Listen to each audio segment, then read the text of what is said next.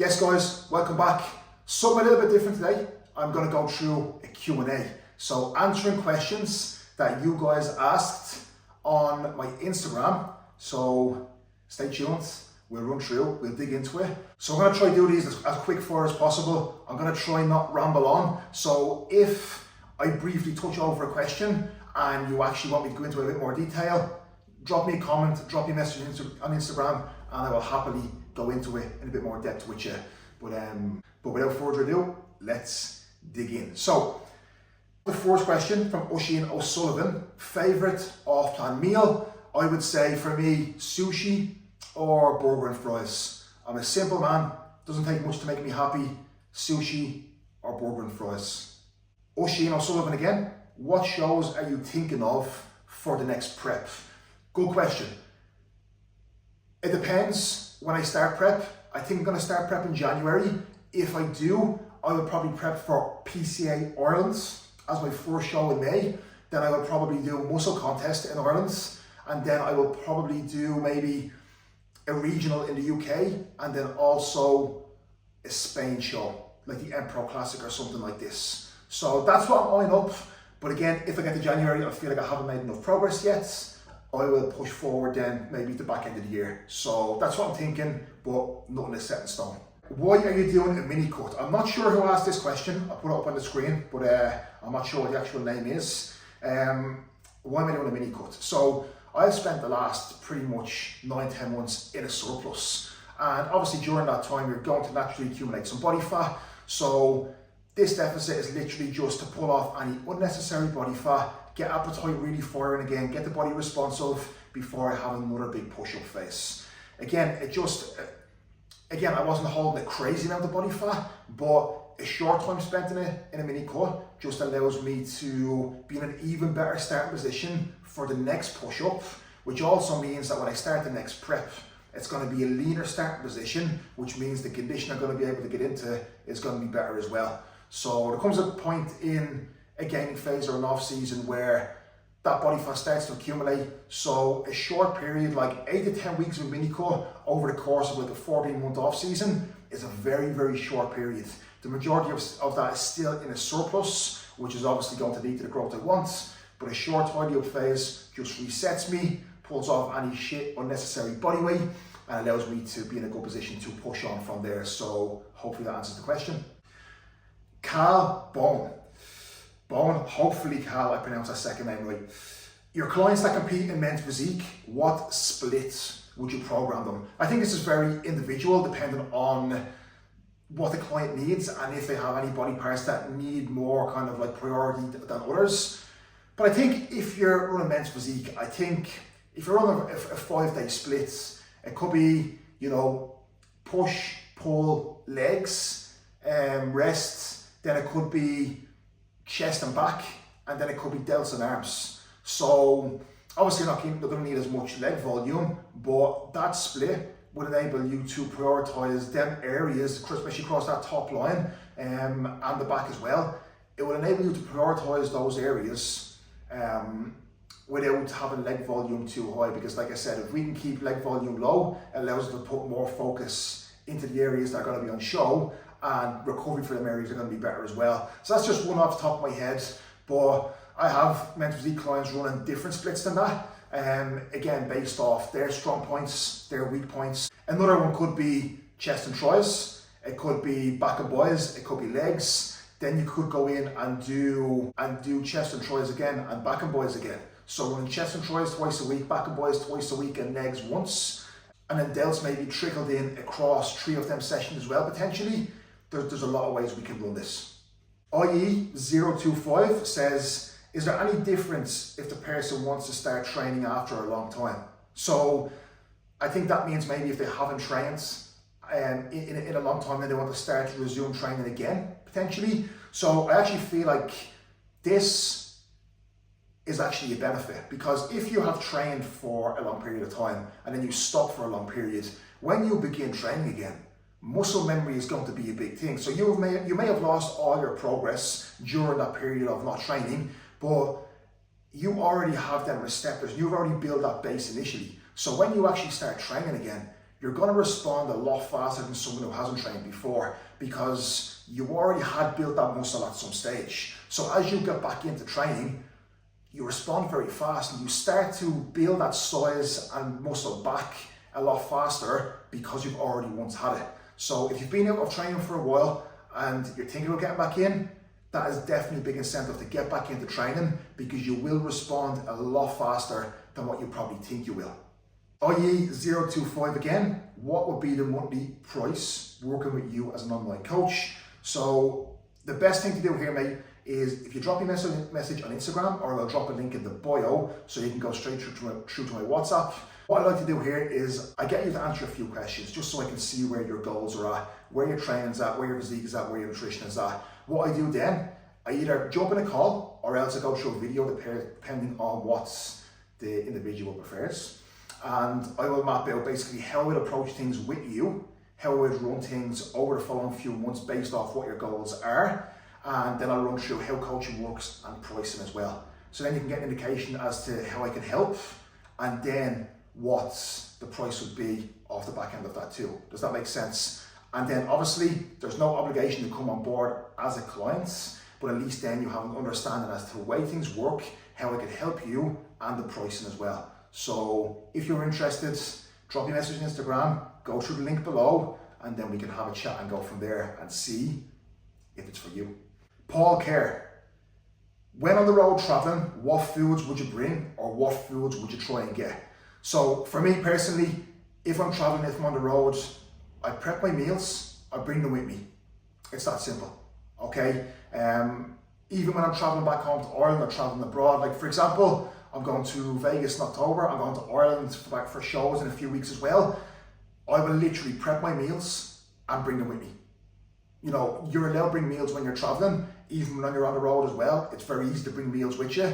So if you are very, very serious about your goals, it's going to be super, super easy to prep them, organize them, bring them with you. It saves so much hassle, and it means you can stay on track as well without any sort of stress. So it's pretty simple. What I do when I'm traveling, I literally prep and bring everything with me. Farrell's Roy, what exercise do you feel gave you that tick upper back the most? I don't think I have a tick upper back at all, to be fair. It's an area that I'm still trying to improve. I feel like it's definitely improved over the past year in particular. And honestly, mate, I feel like there's not one exercise. I feel like it's been improving the execution of my back training. So actually using my back to row for pull downs, use my back. Whereas in the past, I would have lifted heavy, but I wouldn't really use my back. I was using forearms, biceps, everything else. So basically what I put this down to over the past year is my execution, being very accurate with my movements. Obviously still training as intense and taking them movements to failure, but making sure I'm actually using my back within my training and not just moving the weight for the sake of it. So hopefully that helps.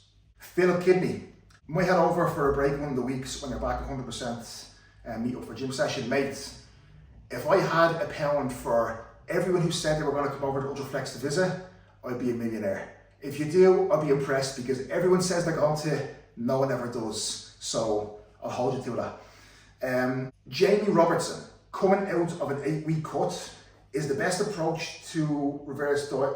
Sorry, what is the best approach to reverse diet for a period prior to gaining? So coming out of an 8-week cut, depending on how lean you are, everyone's going to be different. I would say initially, let's say for example, let's just use random numbers for example. Let's say you're finishing your dieting phase on 2,000 calories and you're doing 30 minutes of cardio a day. I wouldn't just go to like 3,500 calories straight away and just pull cardio out completely. Well, depending on the person, but say in that instance, what I'd probably do is maybe pull cardio back to 20 minutes across maybe 4 sessions. So you're not pulling expenditure out completely, but you're just pulling it back a little bit, allowing the body to respond. And then with the food, you could then go from like 2,000 maybe up to like 2,300, 2,400. Start the reverse there, see how the body responds, see how much kind of an initial body weight gain you have, see how much water retention you hold, and then based off that first initial week with that setup, then go from there. If you feel like you can take another jump up in food, do. But if you feel like you're progressing pretty well, body weight's coming up, performance is moving forward, you're feeling pretty good, you could probably hold there for a couple of weeks before that next increase. So that's basically the way, you know, I would approach it. Obviously it's person dependent, but knowing absolutely nothing about you, how the cause went, what you're doing, that hopefully that kind of gives you an insight into what the initial first adjustment could be out of the back of that diet. Alliance supplements. What's the biggest animal you think you can beat in a fight? Life dependent, no weapons. Oh, these are good questions, these. So let's think of big animals. Couldn't beat a bear, couldn't beat a lion, couldn't beat a tiger. Flamingo.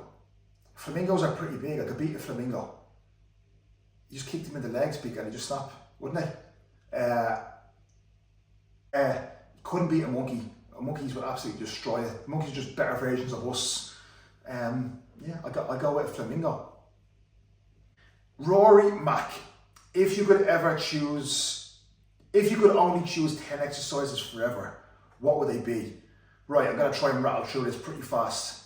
Let's say, do you know what I'll do? I'll go through one movement for each body part. This is what I'll do. So, chest, incline dumbbell press, shoulders, side dumbbell raise, side lateral raise with a dumbbell. Back, I'll go through a row and a pull down. So a row, a chest support, a T-bar row. A pull down, just a normal lat pull down with a straight bar. For quads, I would say leg extension and a leg press. I'll go with them too. For hamstrings, I would say seated hamstring curl. For biceps, I would say single arm cable bicep curl or single arm dumbbell curl, pretty simple. And for triceps, I would say just a normal easy bar push down. Again, all very, very basic movements, which, what does that tell you? That if you are stuck with the basics, they're going to work. Because even with all the best equipment in the world, I would still go back to dumbbell press, side dumbbell laterals. So yeah, they're probably the movements I would choose for each body part. Tom Dooley, never experience a pump again in your life, or never again have your meal one. Never again have my meal one, 100%. I could never go without a pump. I would go without any food. Like if you told me this, I couldn't eat like sushi again or burgers again, anything, I'm not going without a pump. The pump is the cure, literally. Things could be going completely tits up in your life, and when you go and get a pump, you feel good. So I would never sacrifice that pump. I'd sacrifice a lot before I had to sacrifice the pump. Aidan O'Reilly, do you believe big calves are only down to genetics? Not only down to genetics, however, when you see big freaky calves, usually people are born with them. A lot of the time. Can you grow calves? Yes, absolutely. I feel like mine have grown a lot. They're still terrible and they'll never be big crazy calves, but they have grown. But I think the big crazy calves that you see, a lot of them, they are genetic. I think most body parts can be improved massively, and they're not all just simply genetics, but I think calves are the one body part that you can improve them massively, 100%, but them freaky calves, I think it's hard to build up big freaky calves if you don't have the genetics for them, but it doesn't mean that you shouldn't try. Dara Mack, what's your death row training session? Great question. A body, like I'd say legs, 100%. I love a good leg day.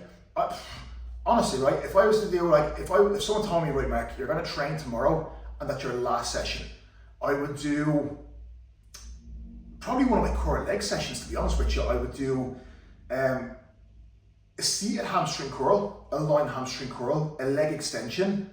I would do a hack squat. I would do a leg press, and I would probably do walking lunges to finish off as well. That's a tasty session. That's a hard session.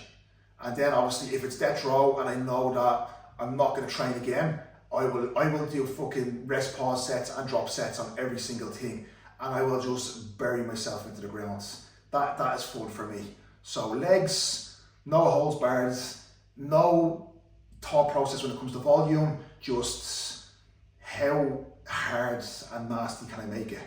And Dara, I'd choose you to train with as well. That would be a good session. Dara, again, what does being a bodybuilder mean to you? So, Dara, it's a tough question, man. And I'm not sure what way you mean that. So what does it mean to me? I go about this from my angle, but I don't know if it's the way you wanted to ask.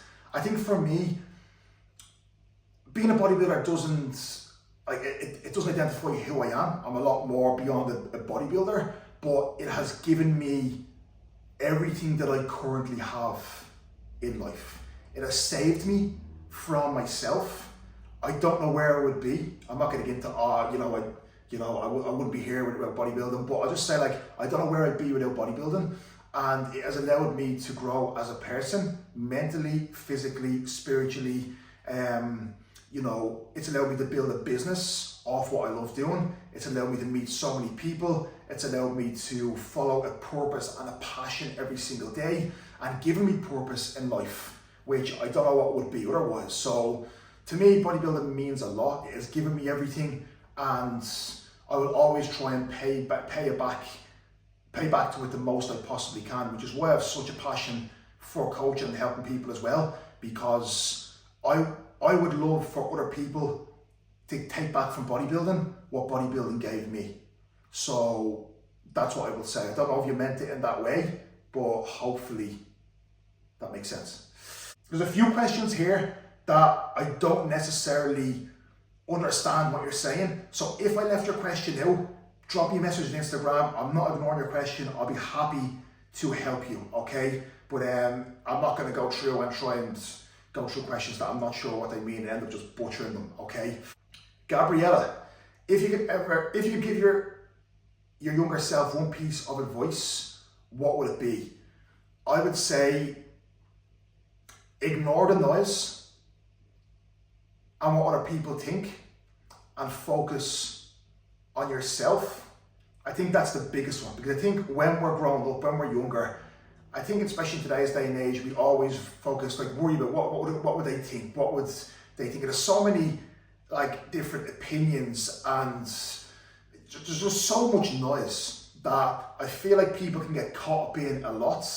And I think I was lucky when I was younger that there wasn't much noise. I didn't really have social media or anything, so I did have the luxury of not having much noise and being able to kind of block out and just focus on what I was doing. But I definitely did think a lot about, what do other people think? What would they think about this? What would they think about that?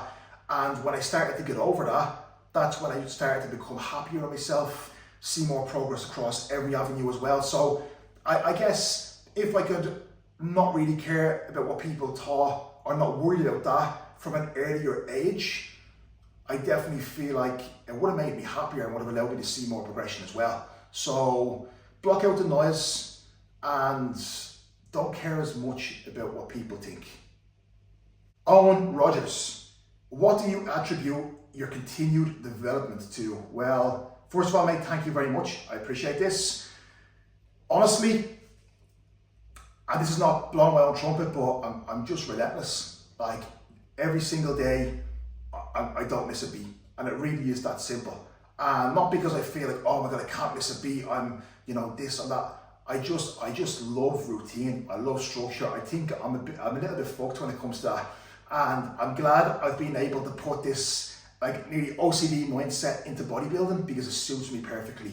I'm just so structured, I'm so routine. I love that. I reckon if I wasn't bodybuilding, I'd probably end up in the army or something, because of that discipline and routine and structure it gives. So I think just being relentless every day, just literally being a robot, meal timings, meals down to the gram, training sessions, wanting to bury myself every training session, sleep schedule, nap time, every little thing.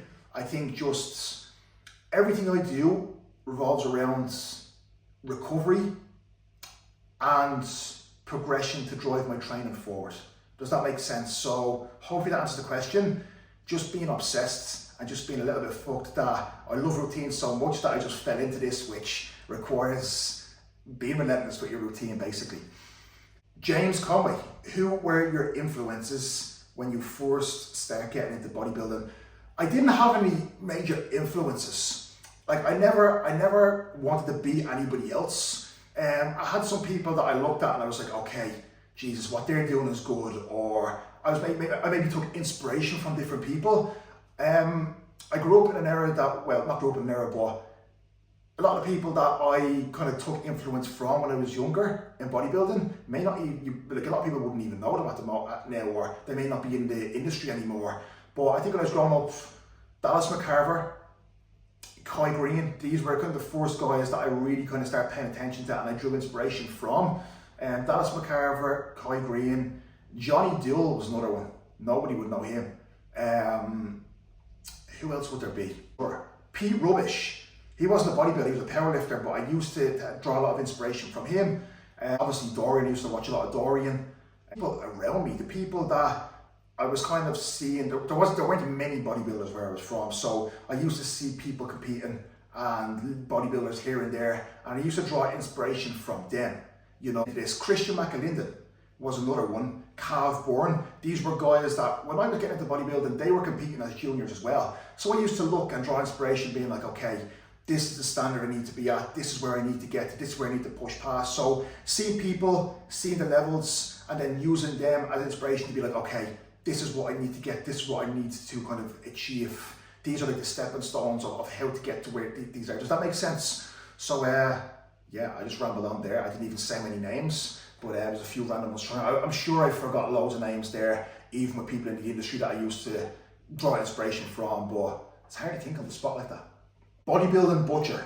How to come back from a series of injury setbacks, mentally down because of it. I've been here before, mate, okay? And honestly, mate, like, I don't come back from it because I just don't fucking stop during it.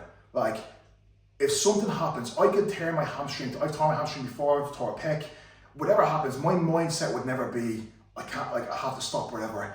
When something bad happens to me, straight away I'm like, perfect, this happens, what can I do? Not what can't I do, what can I do to work around this? So a bad injury, let's say for example, you break your leg and you can't train it for 6 months. My mindset is perfect, I can still train chest, I can still train upper, I can still train that left leg.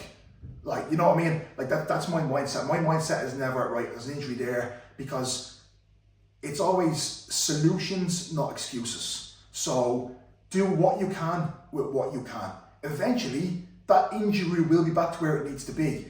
But the more on point you can keep things from a diet perspective, a sleep perspective, a routine perspective, them injuries are going to recover faster. So look at the root cause of the injury, look at how you can improve things going forward so you don't pick up injuries, look at how you can improve that current injury and rehab that as fast as you possibly can, and then look at what can you potentially do right now to move forward. Like what can you do for that, like on that muscle that's injured, what can you do for the rest of the body? So solutions, not excuses. If you really love this, pull the mindset up and just start where you are, with what you have, doing what you can. And slowly, momentum will start to build. LM1999, how do you train to failure? So, you just push until you can't necessarily push anymore. You push until you can't do any more reps. I know that's, that's a pretty basic answer, but realistically, when I was in the gym at the start, when I walked into the gym, I would never do a set and be like, perfect, that's enough reps. I just had the mindset of, I want to challenge myself. I want to push myself. I'm going to keep going until I physically can't do any more. So if I'm doing a chest press, I won't just stop because I'm like, that's a bit painful. I'll be like, right, I have to push this all the way till I physically can't move. Does that make sense? So proper form, proper execution, and then making sure you push until that muscle cannot push anymore, basically, okay? I know it's easier said than done, and it's not. Some people can't reach that level of intensity or reach past that level of discomfort at times, but if you go into every set and every session with that mindset, that will slowly develop over time. So I think looking at other people training to failure, studying them, studying their mindset, a lot of people are just kind of born with it, but if you're not, you're going to have to do a lot of internal work and slowly progress that over time. Jack Anderson, Advice for getting steps, training, food prep in for those who aren't bodybuilding. So working 9 to 5, he says. So mate, most bodybuilders are working 9 to 5. Most bodybuilders have full-time jobs. You know, I obviously have an online coach, so I can kind of choose my hours, but you better believe that them hours are longer than 9 to 5. If you're a coach, you know exactly it. So I'm starting at 5:30, I'm finishing at like 7, 8 o'clock. So it's a case of structuring your day around what you're doing, regardless of what the job is. I've worked 9 to 5s. My first prep, I was in college full time and I was working part time and I was prepping. So I used to get up at 5:30. I used to go and do my cardio. I used to get the bus into the city centre into college. I used to be in college till 4:30. I used to get the bus home, train, do cardio, work until 11, meal prep, go to bed, repeat. You know what I mean? So if you want to get your meal prep in, get your step, working 9 to 5 is probably the best thing for it, because you have up until 9 o'clock to either meal prep or get steps in or train or get cardio in. You have your lunchtime, you know, you have little breaks during work, after work, you have all that time, again, to train, do steps, whatever. So it's actually perfect because your day is structured. You can set your meal timings throughout the day. You have time before work, you have time after work. So the majority of bodybuilders work 9 to 5s or work even longer hours or longer shifts than them as well. I have clients at the moment. I have a client who works 16-hour shifts 5 times a week, and he's prepping for a show.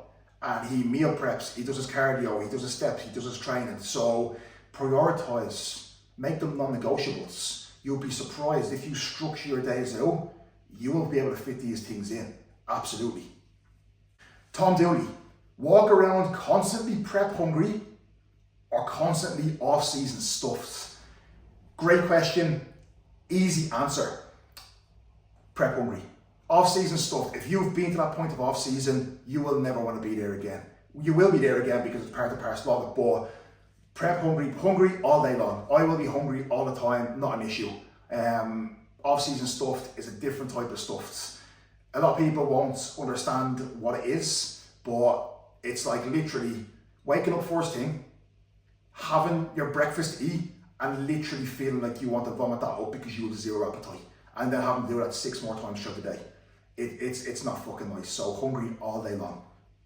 Gary Mullen, find it very hard to activate chest when lifting heavy weights or light weights. What could be the issue? So I think it's going to come down to execution. So it's probably down to maybe your elbow pads, like what way you're pressing. Like you could be pressing out here with shoulders, you could be pressing with triceps. It comes down to like elbow pad of where you're pressing. It could be down to like the way your sternum is. So if you're pressing and your sternum is flat and you're pressing like this, there's going to be no, like I cannot feel any chest there. So like it could be down to execution. So try and kind of lift that sternum up, tension is on straight away, and then elbow pad is going to be a big one for you to load that chest. So execution could be a big one. I think a good thing to do here as well could be starting off your sessions with kind of just getting some blood into the muscle, like just high rep sets of flies, really kind of focused on getting some blood in there, some push-ups. So before you go into your actual chest sessions or chest exercises, getting some blood in there to actually then be able to connect a lot easier when you go into it. I have to take a look at some of your chest training so I can evaluate, but hopefully there are a few tips that can help. Gary again, is fat around the chest, even when you're low body fat, just a case of the chest not being developed enough? Yes. And this is probably down to you not being able to connect with that chest and get the most from it, which is why it doesn't have enough muscle at the moment, which is why you probably feel like you're holding a lot of body fat around it. So the more muscle you build on your chest, so if you can improve your training execution, the more muscle you're going to be able to build on the chest, and therefore when you diet down, the leaner your chest is going to be able to be when you have more muscle on it. Does that make sense? Owen Rogers, what is the best thing about working with Kuba? So honestly, the high standard he holds you to, no bullshit, no beating around the bush. Like he will call you out on every little thing, and it's up to you if you want to uphold that standard. And that probably leads back to kind of what I put down to my progression as well, is just that there's no room for error. He holds me accountable, he holds me to a high standards. Even if I don't want to hear something, he'll tell me. And even if it's going to upset me, he doesn't care, because he knows if it's the best thing for me, I may be upset in the moment, but after, you know, sitting on it, I always realise that he always has the best interests at heart, and he's not afraid to be honest, which is super fucking important. Aiden Spivey, apologies Aiden if I got that wrong. Why is Ultraflex Rod Run the best gym about? I think it's all person dependent. Like, some people may think it's the best gym about, some people may not. Personally, I love it. Like, I could live and train in any gym in the world, but I choose Ultraflex. I love the atmosphere. I love the level of the athletes in it, who are always trying to progress and reach new levels, which forces me to want to, when you're around that environment of Olympians, of pros, of people trying to become pro, it constantly has you in that mindset of trying to level up and chase things as well. So the environment, the training intensity and level of the people in it, and the equipment as well. So that's personally why I love it. Aiden Designs, how do I become a successful YouTuber like you? Mate, let me know when you find how to become a successful YouTuber, and yeah, let me know, because I just do this because I have fun doing it. And if I can help even one person with each video, and one person can benefit from it, or it gives some sort of entertainment, amazing. Also, I like the thought of being able to look back on this and almost having like a video diary of the days where I used to do what I love. So when I look back and I'm 50 or 60 and I don't bodybuild anymore, I can look back on this, my kids can look back on this, my grandkids can look back, touch wood, and they can see what I'd done back then and how I lived, and, you know, everything I'd done. So I think it's pretty cool. I think it's almost like a diary, but in video form. So when you find out how to become successful, mate, let me know, and hopefully your channel can grow a little bit more as well. With your help as well. With your help, Aiden. If I didn't answer your question, drop me a message, because like I said, I don't exactly know, there's a few there, I don't know exactly what you mean by it. So elaborate and I'll happily go through it with you. But I appreciate everyone sending the questions. I would have liked a few light-hearted ones and a few funny ones in there as well. But there were some very, very good questions in there. Hopefully you took something from it. If I answered your question, if you got anything from the questions, drop a like, drop a comment, I'd appreciate it. Subscribe, and do share the video. It would mean a lot. I appreciate it. Like I said, I do this, I try and help where I can. If I help, just drop out your story, share it, because that goes a long way to me as well. I appreciate it. That is me. Something a little bit different. Q&A wrapped up. I'll be back to the boring shit, the food, the training, very soon. So thank you very much, guys. I appreciate it, and I will see you in the next one.